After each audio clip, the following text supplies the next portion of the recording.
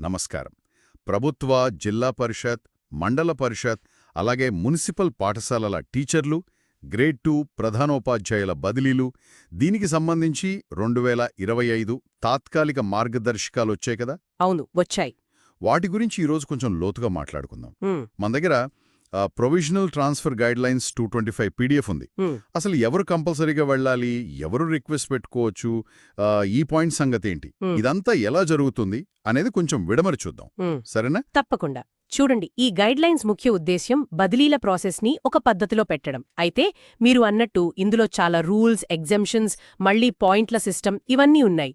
కొంచెం వివరంగా తెలుసుకోవడం అవసరం. కరెక్ట్. ముందుగా అందరి నోళ్లల్లో నానుతున్నది తప్పనిసరి బదిలీలు. ఉమ్, హెడ్ మాస్టర్లు గ్రేడ్ 2 ఒకే స్కూల్లో 5 ఏళ్లుంటే ఖచ్చితంగా వెళ్లాల్సిందేనా? అవును. ప్రధానోపాధ్యాయులకు 5 విద్యా సంవత్సరాలు. అదే మామూలు టీచర్లకైతే 8 విద్యా సంవత్సరాలు. మే 31 కట్ ఆఫ్ డేట్. ఓకే.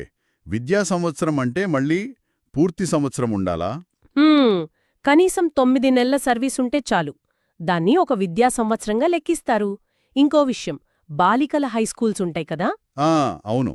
అక్కడ 50 ఏళ్ల లోపు వయసున్న మగ టీచర్లు లేదా హెడ్ మాస్టర్లు ఉంటే వాళ్లు కూడా తప్పనిసరిగా బదిలీ అవ్వాలి. ఓహ్, అలాగా? ఎందుకు? బహుశా మహిళా టీచర్లు అందుబాటులో ఉంటే వారికే ప్రాధాన్యత ఇవ్వాలేమో. 50 ఏళ్లు దాటిన మగవాళ్లను మాత్రం ఆడవాళ్లు లేకపోతేనే కంటిన్యూ చేస్తారు. అయితే ఒక వెసులుబాటు కూడా ఇచ్చారు. 2 ఏళ్లలో రిటైర్ అయ్యే వాళ్లకి. వాళ్లు వద్దు అనుకుంటే బదిలీ చెయ్యరు కదా? అవును, వాళ్లు కోరుకుంటే తప్ప బదిలీ చెయ్యరు. అది మినహాయింపు. సరే, ఇది తప్పనిసరి బదిలీల సంగతి. మరి నాకు ట్రాన్స్ఫర్ కావాలి అని అడిగేవాళ్లు, అంటే రిక్వెస్ట్ ట్రాన్స్ఫర్స్. రిక్వెస్ట్ పెట్టుకోవాలంటే కనీసం 2 ఏళ్లు. అదే స్కూల్లో మే 31 నాటికి 2 విద్యా సంవత్సరాలు పూర్తి చేసి ఉండాలి. 2 ఏళ్లు, ఓకే. అయితే దీనికి కూడా కొన్ని కండిషన్స్. వాళ్ల మీద ఏమైనా క్రమశిక్షణ చర్యలు, అంటే ఆర్టికల్ ఆఫ్ చార్జెస్ లాంటివి పెండింగ్లో ఉండకూడదు. అది సరే. ఇంకేమైనా ముఖ్యమైనవి ఉన్నాయా? ఉన్నాయి. పోక్సో కేసులు లేదా అలాంటి తీవ్రమైన ఆరోపణలు ఎదుర్కొన్న వాళ్లు ఉంటారు కదా, అవును. వాళ్లు మళ్ళీ అదే మండలం, మున్సిపాలిటీలో గాని లేదా ఏ బాలికల పాఠశాలలో గాని పోస్టింగ్ అడగడానికి వీల్లేదు. అది చాలా ముఖ్యమైన పాయింట్. సరే, ఇంకా ఈ రీఅపోర్షన్మెంట్ అనేదో అంటున్నారు.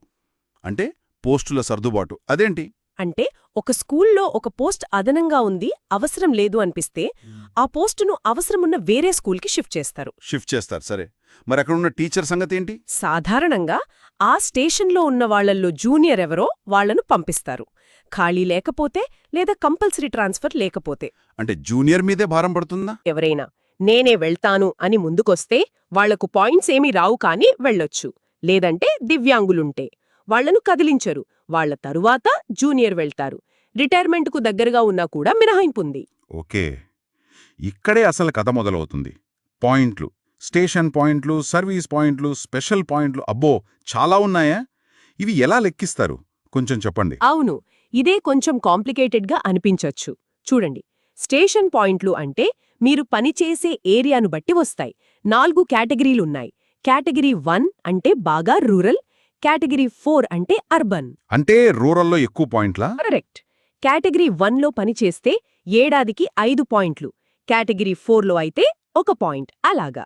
మళ్ళీ ఐటీడీఏ లాంటి ట్రైబల్ ఏరియా అయితే అదనంగా ఇంకో పాయింట్. ఓకే, మరి సర్వీస్ పాయింట్లు? అది సింపుల్. పూర్తి చేసిన ప్రతి సంవత్సరానికి అర పాయింట్, 0.5. హాఫ్ పాయింటా? సరే, ఇక స్పెషల్ పాయింట్లు, ఇవి ఎవరికి? ఇవి కొన్ని స్పెషల్ కేటగిరీస్కి ఇస్తారు. ఉదాహరణకు స్పౌస్ కేటగిరీ. భార్య లేదా భర్త ప్రభుత్వ ఉద్యోగి అయితే వాళ్లకి బదిలీలో కొంత వెసులుబాటు కోసం. అయితే ఇది 5 లేదా 8 ఏళ్ల సర్వీసులో ఒక్కసారే వాడుకోవచ్చు. ఓకే. స్పౌస్